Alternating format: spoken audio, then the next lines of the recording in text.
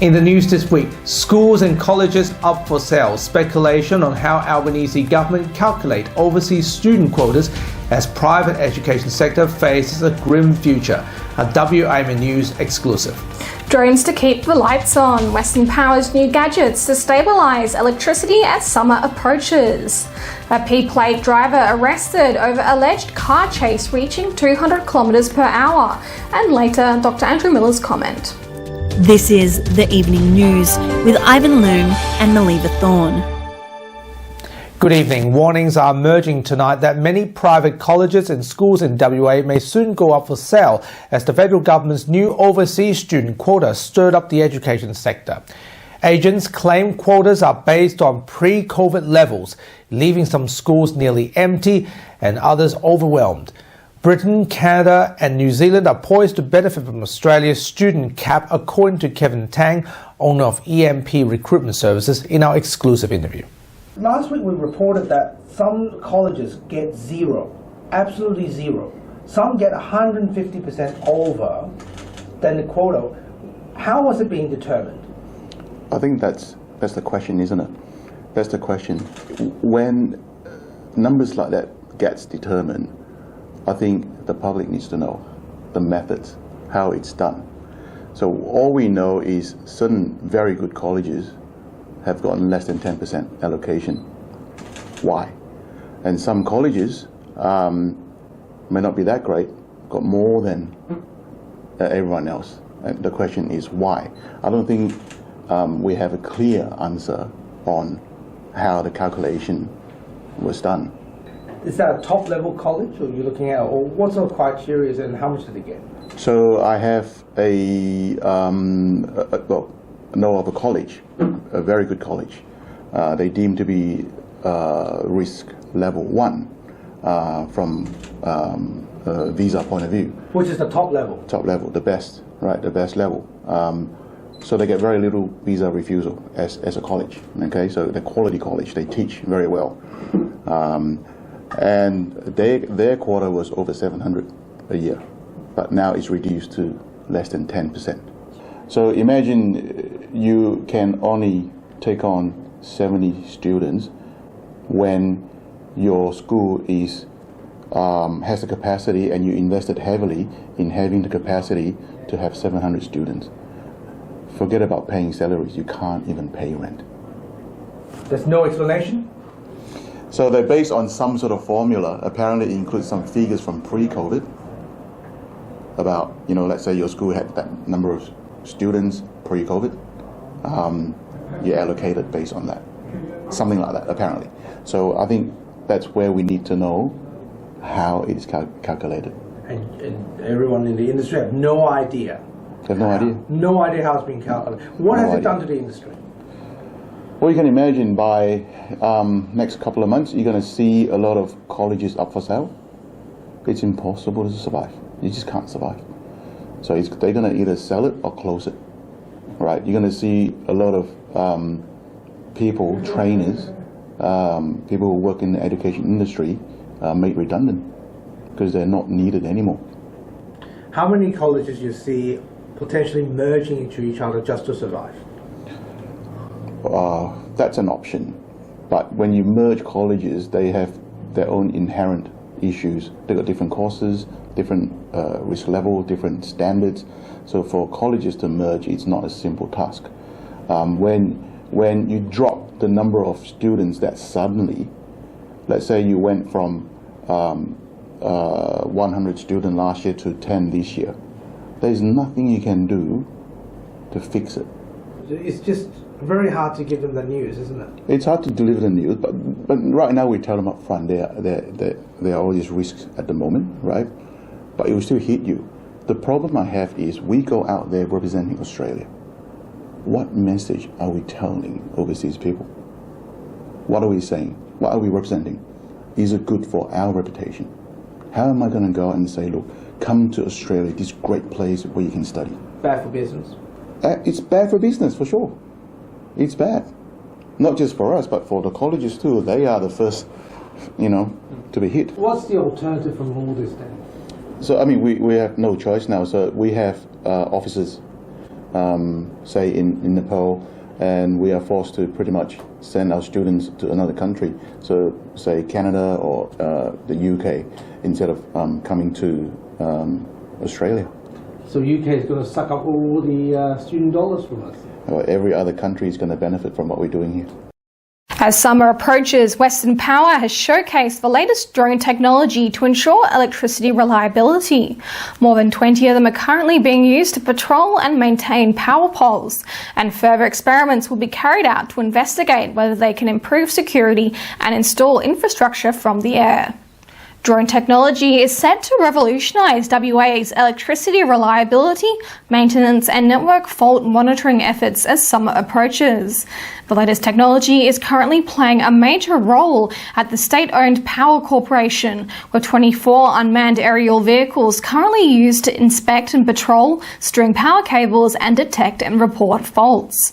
In new trials, Western Power is investigating whether drones can map power lines, attach devices to increase visibility, and remotely apply silicone to live insulators in order to reduce the risk of power pole fires. Fleet of 24 drones here at Western Power, and they are being deployed across the state to monitor power lines, to make sure they are safe, to make sure they're not going to be starting bushfires, to make sure they are operating correctly.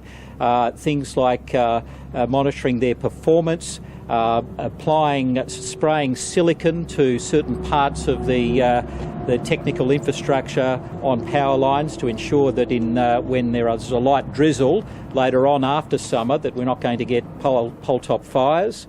And generally making sure we have a very safe and secure electricity system. Further exploration of drone capabilities will determine whether they can enhance site security, install sensors, and improve overhead power transmission line maintenance.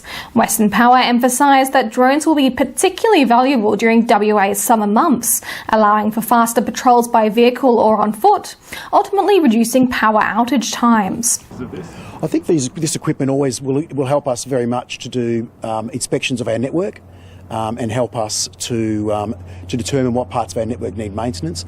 I think in addition to preventing faults, is when we do have faults, we'll be able to deploy this equipment, which will be able to fly the line a lot more quickly than driving. So these things can fly a lot quicker than we can drive, and they can go over difficult terrain that typically sometimes vehicles can't get into to check our lines.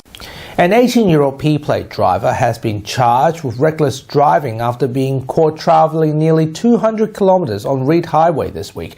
At around 11:40 p.m. on Wednesday, Police Air Wing observed a blue Subaru Impreza being driven recklessly on Mitchell Freeway near Osborne Park.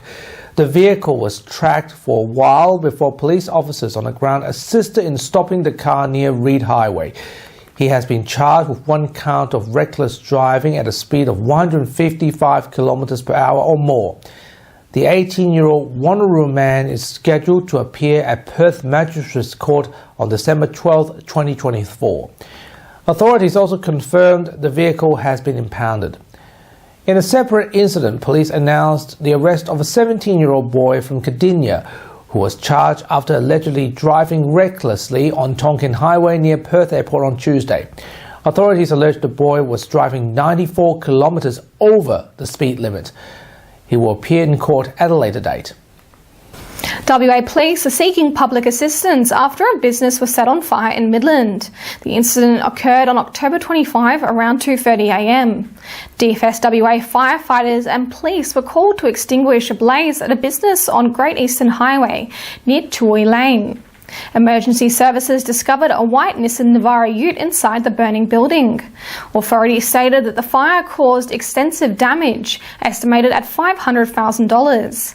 Police have released CCTV footage of the incident, showing an unknown male wanted for the investigation. Members of the public who can identify the man or who saw the white Nissan Navara ute in the area before the incident are urged to contact Crime Stoppers. The WA government have announced that the 2024 WA Day Festival, which was delayed due to bad weather earlier this year, will take place later this month. The event will showcase a huge lineup of local artists, including Eskimo Joe, Angie Coleman, Noah Dillon and Great Gable. The selection of local musicians has been picked by RTR-FM. The free event will take place on Sunday, the 24th of November at Burswood Park. Meanwhile, the festival will also have a range of entertainment such as a huge drone show, food trucks, carnival rides, fireworks and more. The festival is being held at the same time as the third day of the West Test Summerfest, which is a 3-day-long festival happening outside Optus Stadium as part of the Australian versus India cricket match titled the West Test. More than 35 artists around the world arrived in Perth this week to showcase their artwork at the World Oriental Charm Painting Exhibition at the Perth Town Hall.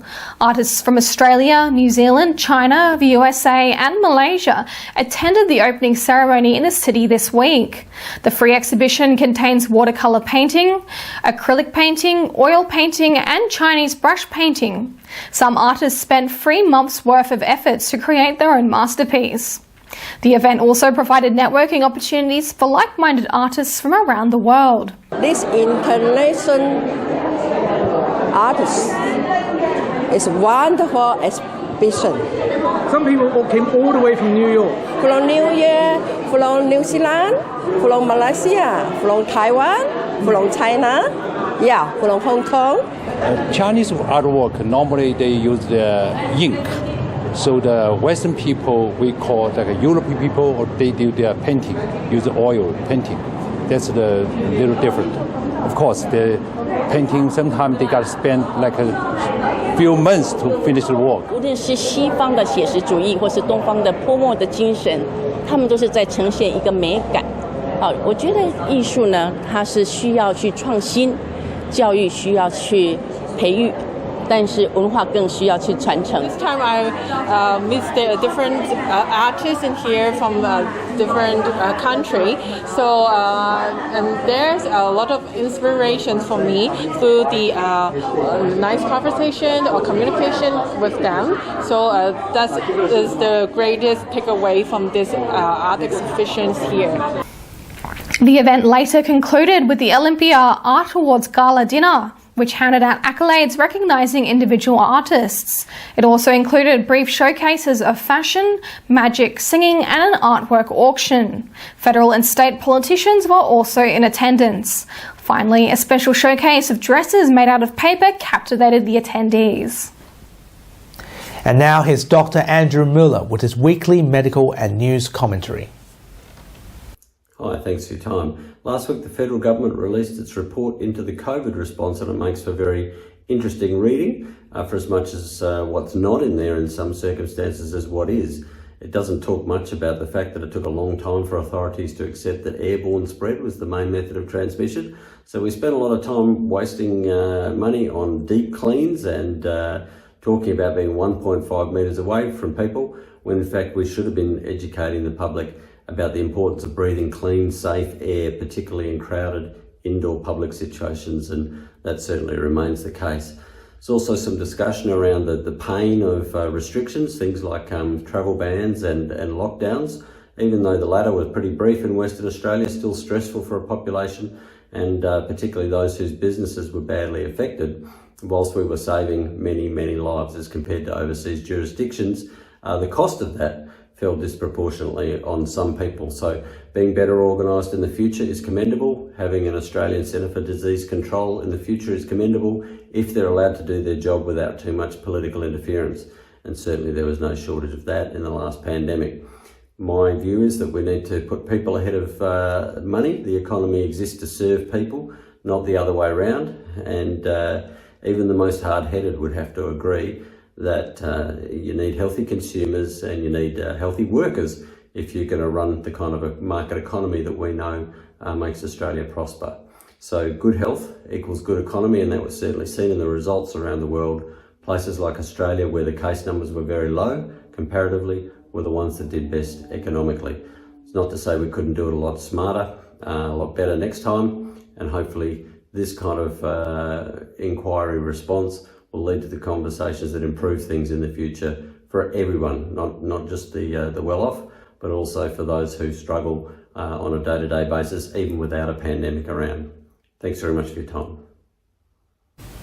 Thank you very much, Doctor. As you can see in our fashion report earlier, dresses made out of paper. Now, Melly, you're a fashionista yourself. Must be very challenging. Oh, I can't imagine how difficult it was to both make the dresses and walk in them when they're made out of paper. And without tearing them apart as well. Exactly. It would have been quite a challenge, both for the models and for the makers. And now, here's what's coming up on 6 News tonight. Thank you very much, guys. The top stories we're following here on 6 News. Former Victorian Premier Dan Andrews speaks out after the release of a 000 call following a cyclist collision in 2013. Greens MP Max Chandler-Mather says his party will have an honest look at its policies after they failed to gain any target seats at the Queensland state election. And just 3 days to go until America decides between Trump and Harris, with the presidential race remaining neck and neck. Join us live on the hour every hour on 6 News' YouTube channel. For now though, guys, it's back to you. Thank you very much. And that's our weekly news and current affairs. We have the latest news on our website, wamnnews.com.au. Remember to subscribe to the WAMN Extra News Club so we can continue our work in the community. Full details on wamnnews.com.au/news/extra. For Melly, Paige, Peter and myself, wish you good health, good night. See you next Sunday. Thanks for watching.